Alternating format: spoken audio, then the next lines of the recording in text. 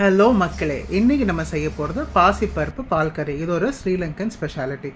வெறும் கடாயில் ஒரு கப் பாசிப்பருப்பை நல்லா வாசனை வர வரைக்கும் வறுத்துக்கங்க.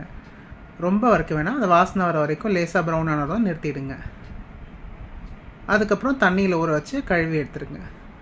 ஒரு ப்ரெஷர் குக்கரில் ஒரு கப் கட் பண்ண மஞ்சள் பூசணிக்காய், அதாவது பரங்கிக்காய், அதை ஆட் பண்ணிவிட்டு ஒரு வெங்காயம் மீடியம் சைஸாக கட் பண்ணி அதையும் ஆட் பண்ணிக்கிட்டு ஒரு 4 பச்சை மிளகாய் கீரி போட்டுக்கிட்டு நம்ம ஊற வச்ச இந்த வறுத்த பருப்பையும் அதில் ஆட் பண்ணிவிடுங்க.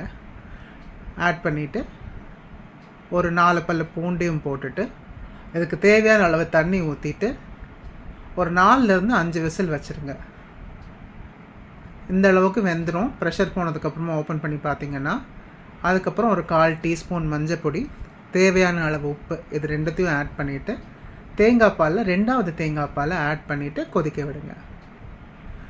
அந்த பச்சை வாசனை மஞ்சளோடது போனதுக்கப்புறமா தேங்காய் பாலை ஊற்றுங்க.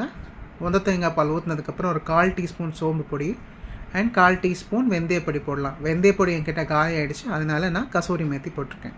அது கொதிக்கட்டும். இந்த மீன் டைம் அதுக்கு தாளிப்பு ரெடி பண்ணிடலாம்.